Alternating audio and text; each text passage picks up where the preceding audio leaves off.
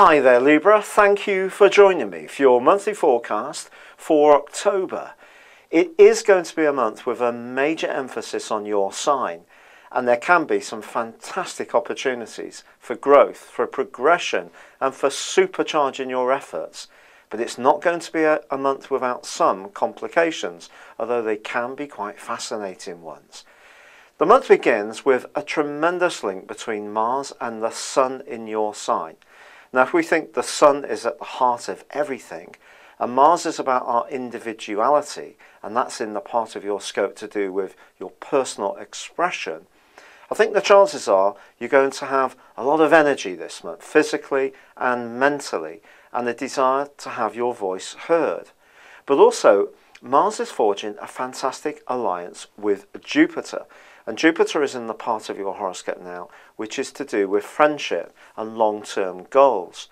And when Mars and Jupiter get together, there can be a sense that nothing is beyond us. So you could be having some real long-term based conversations which can really fill you with excitement about what the prospects are.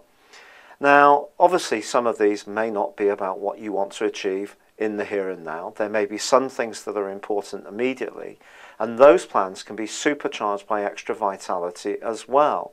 But there is a bit of a niggle, because with Mercury starting to twist backwards in your second solar house on the 4th through to the 11th, anything around financial affairs needs some extra care during this time.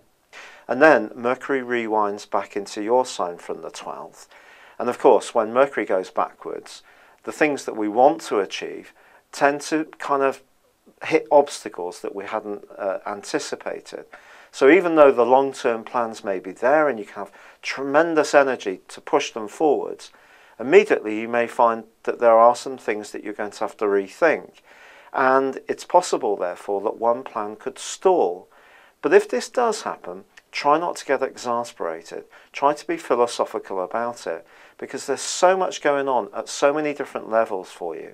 With the Sun in opposition with Uranus, for example, in the early parts of this month, your interaction with people at a more personal relating level can be filled with excitement, but also some sudden changes.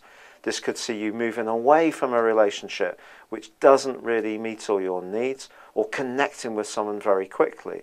Venus also goes through an opposition with Uranus too, and your craving for excitement around your love life is going to be very high. But because the Sun is in your sign, you're the one who can be taking the initiative.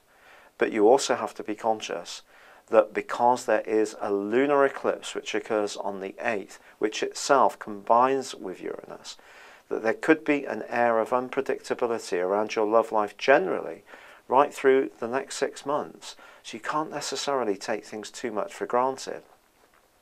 But that might be, in a way, good, because it's teaching you that there is part of you that can be almost diplomatic to a fault. So it's teaching you to stand up for what you want to do and what's authentic about you. So do bear this in mind. But if you are wanting to meet somebody new, as Venus combines your ruler, of course, with the Sun, from the middle of the month through to the 22nd, you're going to be giving out the most magical, alluring vibe. And more than one person could be interested in you.